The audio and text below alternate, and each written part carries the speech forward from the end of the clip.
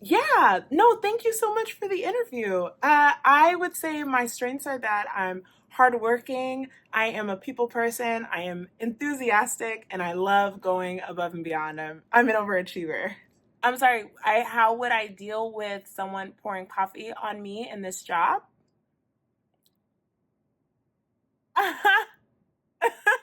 What? My weaknesses? Yeah. Sometimes I work too hard. Sometimes I stay too late.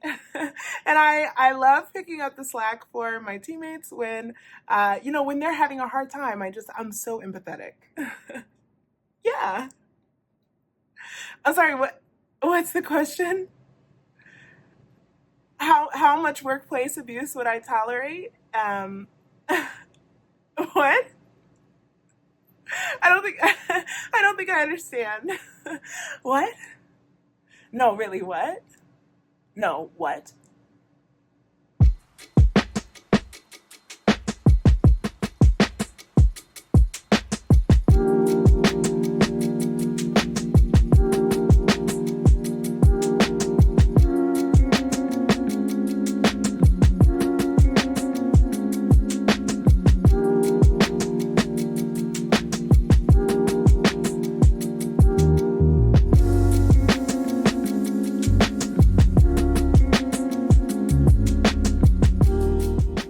Welcome back, Black Stars. I'm Anastasia X, and I love art almost as much as I love Black people. So I started Black Star Reviews to shine a light on the work of Black creatives here in New York City and beyond. Thank you so much for joining me for today's review of Jordans, which was written by Ife Olujobi and directed by Whitney White, and it's up right now at the Public Theater. Let's get into it.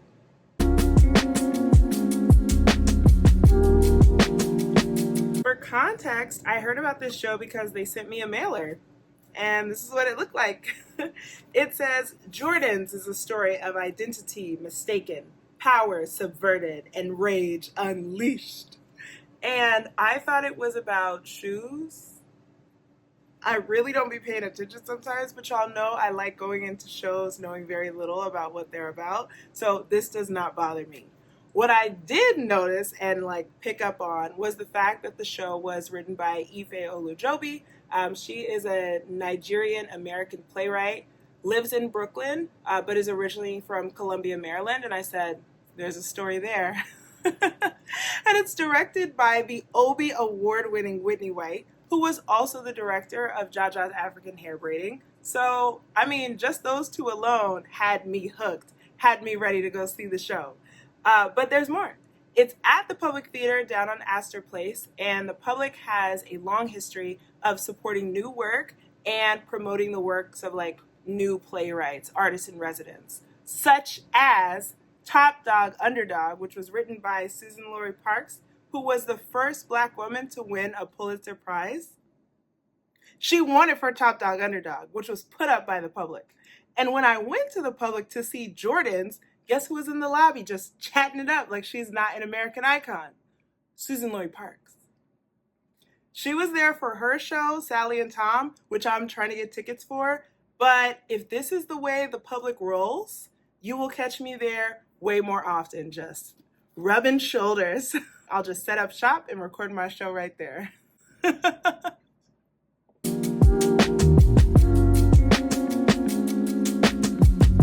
We are dedicating today's episode to the one, the only novelist, Richard Wright. Fun fact, he was born in Mississippi, which means he might be my cousin. You never know. But he is known for being both a poet and an author. His childhood was almost like a carousel of beatings and tumultuousness. His dad left, and so then his mom took her kids and moved them in with her parents. But then young Richard accidentally burned his grandparents' house to the ground, for which he was beat and then institutionalized. And then, because, this makes perfect sense, he became a writer. Clearly, he had a story to tell. There is a moment from his life that I really see in the show, so I'll tell you about the moment. We'll make the connection later. But young Richard, after he kind of got his life together and decided what he wanted to do, he was the valedictorian of his junior high school graduation. And they told him that as valedictorian, he was going to make a speech. So young Richard writes this speech, shows up to school at graduation, and the principal says, "Oh, hey, here's the speech we wrote for you." And this speech was specifically designed like not to upset any white people. So Richard was like, "I don't want to read that speech." He didn't want to be seen as an Uncle Tom. And the principal tells him, "Well, if you don't read the speech, you won't graduate. We will expel you." Young Richard holds his ground. Then the principal switches to bribery and says, "If you just read the speech that we wrote for you, we'll give you a job here as a teacher." And young Richard held his ground.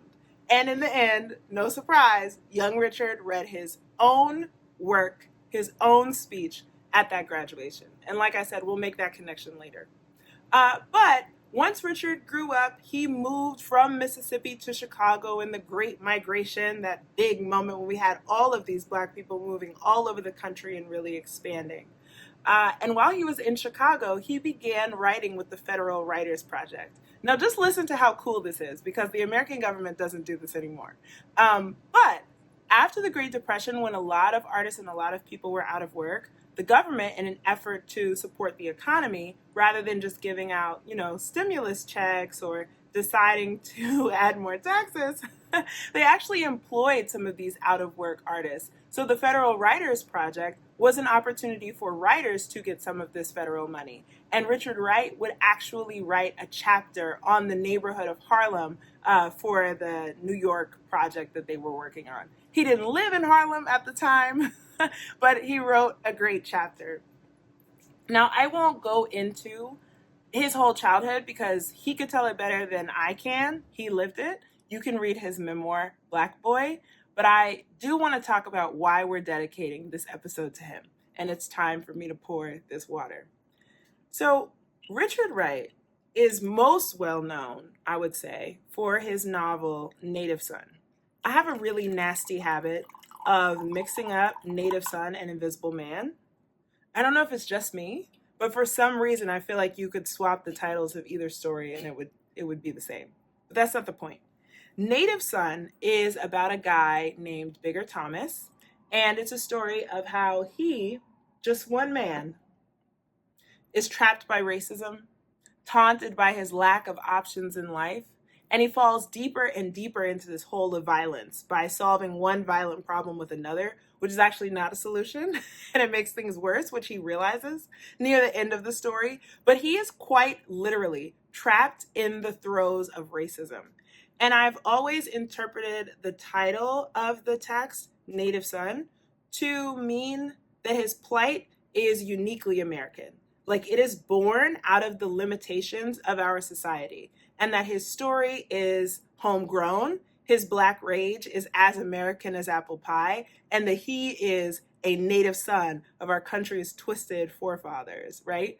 So the book is separated into fear, flight, and fate, which I just find so interesting because fight is not one of those categories, and that's literally all he does the entire book is fight, fight, fight, fight, fight. So we're dedicating this episode to Richard for the way that he is able to describe rage and violence, the way he's able to put it on the page. He does it in this way where you can almost imagine committing similar acts. And despite Bigger Thomas being a double murderer, you find yourself kind of rooting for him to serve only partial consequences, right? Like, yeah, we know he did it, but maybe if there could be a little bit of leniency, right? It wasn't his fault. Richard Wright created this symbol of Bigger Thomas, this person who's trapped by fear and finds his only escape through violence. And judging by the way the book is part of the American literature canon, I would venture to say that he successfully makes the point that Bigger's fear and his violence are both the impact of racism on everyday Americans. So, thank you to Richard. And now, let's talk about Ife Olujobi's take on Black American rage.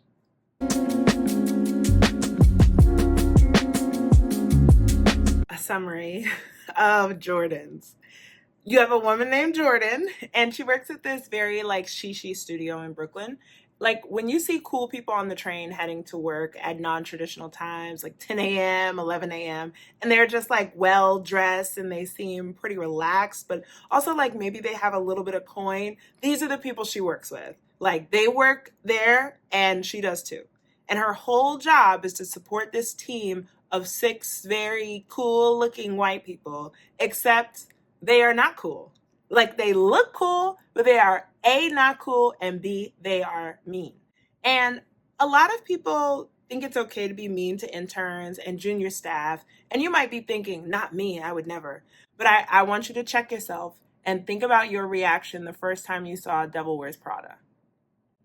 Maybe you thought it was funny. Maybe you thought she was paying her dues. Maybe you thought she had to work her way up, right? Now imagine how much more cringe-inducing that would be if the main character were Black, because that's what we have here. You basically have this Black girl low-key acting like Minnie from The Help. Like she is a full-on step and fetch it for these white people. And she seems to be pretty okay at her job because she's literally always there when they need her. But then her boss gets this big idea. Atlas Studios, that's the name of where they work, has, as the boss describes it, a culture problem. And they're on the verge of becoming very uncool. And it's not about money. It's not about staying in lanes. It's not about creating work that speaks to you. It's about being cool. Rappers are cool. BBLs are cool. Athletes are cool. And Atlas Studios has got to get cool. But they need somebody who's going to bring cool to them. And they need someone who already possesses cool. Now, Jordan is literally in the background. Like, if by cool you mean Black, I'm standing right here.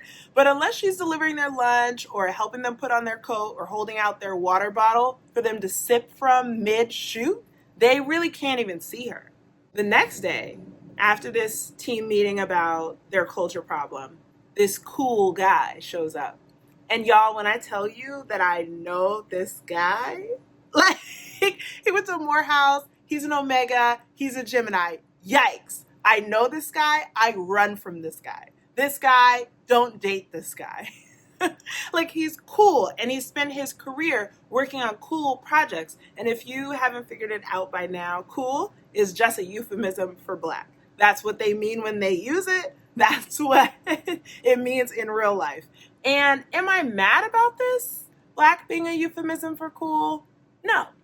Because as a person who is both Black and cool, you really can't teach it. You can only acquire it. And that's what Jordan's boss has done by hiring this guy whose name also happens to be Jordan. Hence the title, Jordans. And if you thought it was a problem that she was invisible, now it's an even bigger problem because Guy Jordan is highly visible as the new director of culture, but people are mixing him up with the servant on staff, Girl Jordan. Guy Jordan is constantly triggered by these white people whiting, and he looks to Girl Jordan for help, but her main response is like, ignore it, let it roll off your back, bro. Conversely, when Girl Jordan asks Guy Jordan for help and to stick up for her, he decides that he'd rather lean into his identity as an executive rather than lean into his Black identity, and he chooses to completely ignore the little Black coalition they have supposedly built together. And if that was not enough tension, Guy Jordan insists on being a very classic man in maroon, they know who they are, by trying to start an office situationship with Girl Jordan. And this is where things get tricky. This is where things get a little surreal. And this is also around the time that we have the intermission. On the intermission, I turned to my friend Reggie and I said, if somebody were to ask me what I thought was going to happen next, I would 100% say body swap, Freaky Friday style. Now, I didn't expect to be right. I just needed to get it off my chest. And I will tell you, I wasn't right, but I also wasn't wrong. I can't tell you too much without giving it away, but here's what I will say. Here's what I can give you. Guy Jordan is insistent on wanting to help Girl Jordan. and he keeps talking about working together to resist the toxic culture in the workplace, but he is also hell-bent on maintaining his dominance and his power distance. He feels like he can't risk people seeing the similarities between both Jordans because it might cost him his credibility as a director. So the two of them are in this battle. They can do things Girl Jordan's way, which is just take on the abuse, take on the HR violations, be okay with people literally only seeing you for what you can do for them and lacking the imagination to see what you're fully capable of. Or they could do it Guy Jordan's way, which is to come into a long-standing system and bend it to your will. With the right hand of justice, while maintaining your posture and getting credit and accolades the whole way. Wild, I know. Now, when you see this show, I want you to think deeply about the Jordans' relationship to each other. I can't tell you what I think, but there's some very juicy unpacking to be done there. Okay, favorite quotes from the show in no particular order and with mostly no context. You can still have everything you want if we do it my way. We're in the same boat, but I'm the captain. Yes, he is reclaiming his time, reclaiming his prison time. I know that I usually do no context, but I will add context for these last two lines. There's a character in the show called Lil Klonopin who clearly looks like Post Malone, and he says a line that is also clearly a dig at Post Malone. Nah, this rap shit is just for money. My real passion is folk music. Delivered just like that, honestly. It was the least subtle dig I think I've seen. Okay, favorite line from the show. You looked me in my eye, asked me how much I was worth, and gave me half. We not taking half no more, y'all. We want the whole amount, 150%. And that is as much as I can tell you about the show.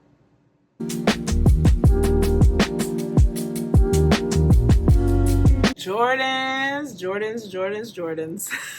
I can't speak for every Black person. And this show really highlights the variety of opinions that we can have about the best way to get ahead, even within the same generation, even within the same industry. Like, we feel this responsibility not just to do justice for ourselves and our families, but Black people can be hyper-focused on legacy. And I'm not talking about we're more than other, I'm not talking about anybody else. I'm just talking about Black people. So please don't argue with me unless you want to argue about Black people only. Now, I'm not saying that this is a bad thing. Like, we're often thinking, if I mess up, the next Black person is going to have an even harder time getting in the door. Or around timeliness, like, I can't be Black and late. That's why a lot of Black people are like, if you're on time, you're late. Okay, y'all, whatever. We have to calm down. Or one time I was at a conference and this Black woman announced to the whole room, she said, clean up after yourselves on the way out, or another person of color will have to do it for you. Yikes! I will make this point briefly because you can see a deeper dive in my season 1 finale, but Beyonce is the perfect example of so many things. But in this case, she is the perfect example of someone who is constantly aware of how her work reflects on our community. And she really puts us on her back every time she hurdles over another obstacle. Whether it's country music, house music, Coachella, she is always thinking about legacy. And a lot of us are just keenly aware of presentation all the time. And just when we think, just when we relax and imagine that we've reached post-racial, just when you think your coworkers really see you for who you are and your work and not your coolness, something happens that inevitably reminds you that you're different. And you have to start that work all over again. And this goes back to that moment for Richard Wright, when he had to decide whether or not he was going to make white people comfortable by doing what he was expected to do, or he was going to speak his truth and speak his own words. In that moment, he wasn't just thinking about whether or not he got to read his own speech. It wasn't about credit for his work. He was thinking about whether or not the Black community would see him as an Uncle Tom. He was thinking about the fact that, what does it mean as a Black person to be valedictorian and still barred from thinking for themselves? It can be really difficult for Black people, myself included, to distance ourselves from legacy, from reputation, from the pressure of being a reflection on us all. And sometimes we have this inner group conflict around this. And Bill Cosby's pound cake speech is an example, like a classic contemporary example of this inner group conflict about what we owe to each other, aka a little bit of respectability politics. So we have Girl Jordan, who describes having this immigrant mentality of put your head down, work hard, there's going to be a reward for you in the end. That's not my way, but that's her way. And Guy Jordan wants to come in hot and do things his way. But he turns microaggressions into these like macro assaults, and he starts acting real unusual at literally the slightest thing. Like the man has no, like he not busting no grapes. I have one note on Guy Jordan, and this is for the writer and the director. They could take it or leave it. You know, they didn't ask, but I'll share.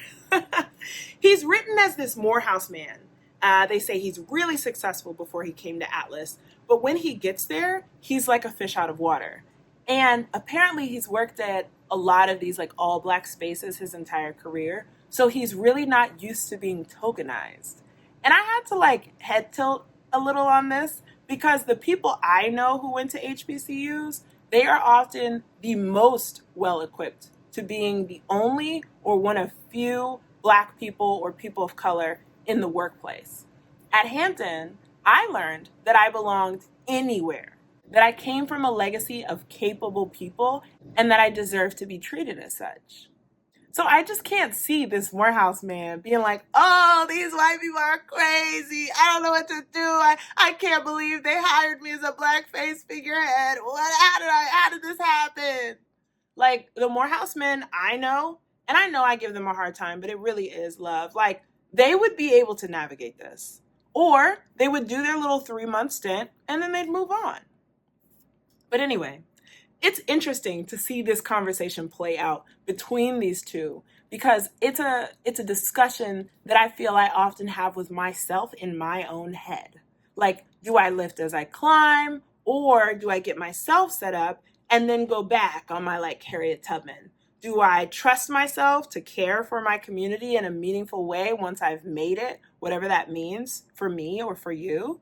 Am I more concerned with my community's approval or the approval of the dominant culture, let alone my own approval? And how many lukewarm coffees would I let somebody pour on my face before I quit that job? The last one, I know the answer, but I encourage you to ask yourself, because there's only one right answer to that question. There's no body swap like I thought there would be, but there are some very Freudian entanglements between the id, the ego, and the superego, and I thought that was genius on Ife's part. In my interview with Oyeme Davis, another playwright, I asked how they knew when to tell the audience versus show the audience versus leave the audience just kind of like swirled up in their own thoughts. And I would love to be a fly on the wall if Ife and Oyeme ever got together and talked about that. I would love to hear them chat it out. I wish I could get into a deep analysis with you of everything that happened in the show, but I really want you to see it and to have the full experience. I'll just say that whether it was wine or whiskey, they only ever needed one glass between the two of them. I said too much. I imagine that some people left the show offended, and I think that that's because they're focused on the wrong thing. The villain in the show, always the villain, truly, it's not white people as a group. It's not white people in Brooklyn as a group. It's not advertising agencies as a group. The villain in this show, and I think it might have gone over some people's heads, is capitalism. And I think Richard Wright, card-carrying communist, would agree with me. Jordan and Jordan are forced to compete because of this exceptionalist, there can only be one capitalist culture. And remember, the only reason that Guy Jordan is even brought into Atlas Studios in the first place was so that Atlas could expand its potential capital. They wanted to get cool clients and earn cool money. That was the whole motivator. If any of the characters in the show had been thinking with their hearts and not thinking with their greedy little eyeballs, it could have ended very differently. Ibram Kendi, who wrote Stamped from the Beginning, he does a great job of explaining the intrinsic connection between capitalism and anti-Black racism. So you should go watch his YouTube if you want to learn more about that. I'm not doing that here. Just know the two are connected. The show comes to a violent end. Think Samuel L. Jackson, fellow Morehouse man, in anything by Quentin Tarantino, right? Django Unchained, Pulp Fiction, Hateful Eight, Inglourious Bastards, like all of them, gory, bloody, disgusting. This show is like that. And it's because capitalism is rooted in violence. It's rooted in competition, in conquering, in taking. And in order for there to be a version of the story in which Jordan and Jordan come together to peacefully shift the nature of Atlas Studios and no one loses their job and everyone gets along great and there's no cultural appropriation in this ad agency, you would need a third act, and it would need to take place at least 3 years in the future. And that's me being so optimistically generous. The arc of the moral universe is long, but it bends toward justice. That's MLK, another Morehouse man, and also the king of patience. Some people are not that patient. So while the moral universe is doing its whole bend, you have real life Bigger Thomases and real life Jordans trying to see to the end of that rainbow. But just like in real life, you don't even know where to start to get to that pot of gold. So you can blame them for shooting and stabbing their way to some short-sighted grasp at justice, or you can see the characters in both of these stories for what they really are. They're black rats in a money trap.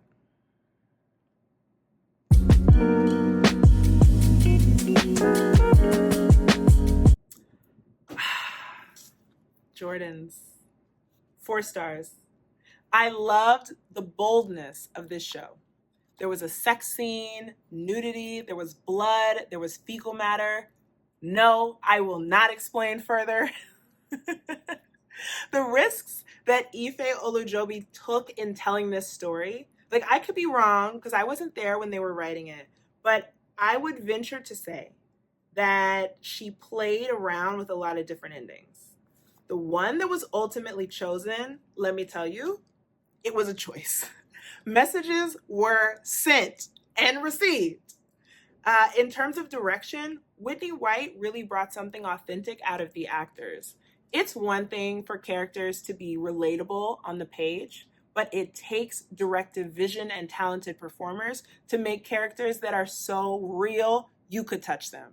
Like that Morehouse man, I'm telling y'all, I know him. Like the one I know, he can navigate whiteness a little bit better, but that man is a real man and I have his number in my phone. I also want to shout out 2 of the actors. So first, Girl Jordan, who was played by Naomi Lorraine. There is this powerful monologue that she delivers, and she's telling this dream that she had about Guy Jordan to Guy Jordan. And it's the way that it's choreographed. Like she's not just standing there delivering this monologue. She's crawling, she's lazing, she's taking you in a million emotional different directions while keeping you just confused enough to hang on her every word. And as soon as I realized that she had finished the monologue, like she said her last word and I still was like, is there more? I immediately wanted to hear it again because I really want to hear it with my eyes closed and just focus on listening to every single word. Then I want to watch it on mute and I just want to watch the body language, catch the vibe. And then I want to watch it and hear it at the same time so that I can really squeeze every last drop out of this beautiful, beautiful monologue. I also want to shout out Guy Jordan. If you told me that he was playing a character that was based on his real life self, I would believe you, because that is how real it felt. The way that he would like lick his lips looking at girl Jordan, his reaction to his own disappointing performance in the bedroom, like his shock, like, oh, how did that happen? You knew. His bewilderment at his older white boss essentially propositioning him, like he conveyed so much, whether he was speaking or whether he was just reacting to another character. So the black bottom line is that I really like this show. I love plays that feel of the moment. So 4 stars. All right, who to take? I went with my friend Reggie, and he works in fashion, so there was definitely some overlap in this show for him. He could see some moments from his previous workplaces. So you can take pretty much anyone who works in a white industry or a white workplace, which is pretty much everybody. But no, like I would take anybody who's Brooklyn cool, anyone who's in marketing and advertising, anybody who works at a startup. I think sometimes there's similar culture there. I would take a Morehouse man or any HBCU graduate. I would take my Nigerian American bestie. I would take anybody who grew up having or used to have immigrant mentality. I would not take a child because of the sex scene and the ending. I would not take anyone who is prudish or squeamish. Leave those people at home. This show is not for them. I would take anyone who faces imposter syndrome. I would buy a post-dinner drink for anyone who enjoys surrealism or psychology. Where to go after the show? Reggie was the one who put me onto this, so I have to give him credit. But there are some amazing French fries upstairs from the public in their bar, which is called the Library. And while it is not, unfortunately, Black owned, what was really cool was that most of the cast, and the director, came to the bar and were all eating fries. So it was like just got off work grabbing drinks with a coworker, but you're an actor and your coworker is the director, and y'all went to happy hour inside where you work. And I'm nosy, so I wasn't listening to their conversation, but it was just really cool to look over and see them out of character and being real people and having fun. And not to tell his business, but Guy Jordan walked through the bar and he came in wearing this white turtleneck sweater that was very John B, like the R&B singer. So classically, this is what I get for running my mouth about other people, because I said John B, but I meant Carl Thomas. It was a Carl Thomas-esque sweater, but I have a bad habit of mixing those up. So sorry to everyone involved who caught astray in me trying to be slick. And this is how I know that God don't like ugly. And now I really can't tell where he ends and his character begins. And I might be reading too much into the sweater, but the sweater was a choice. The sweater was a choice. Please, please, please go see this show. If you're this far into the review, I'm going to ask you to just stop what you're doing. Don't pause the video, but stop what you're doing. Grab another device, go to the Publix website and get a ticket to go see this show. And get 2, because you're really going to want to talk about this show with someone. And when you go, make sure to tag me, leave a comment on my post about the show. I would love to see a pic of you there. I would love to hear your thoughts. And remember, there's a whole ending that I couldn't talk about on this episode so that there were no spoilers. So I would like to talk about the ending with you. Finally, don't let anybody pour coffee on you. If you are working someplace where people of any race are mistreating you, I encourage you to fully exercise your options. Whether you need to report them, or you need to leave, or you need to get a new job, you don't need to take your revenge or anything like that. But you should exercise all of your other options. Life is too short, and you matter too much to let people trample all over you for 8 or more hours a day. You are special, and you should be living like it. Thank y'all so much for watching. I hope you'll subscribe to get notified about the next episode. I'm going to see another show tomorrow, so I'm just trying to roll these out. But I hope that you'll follow me on Instagram and TikTok to keep up with every artistic experience. In the meantime, I'm Anastasia X. This has been another Black Star review. I am wishing you so much Black love and starlight. Stay shining,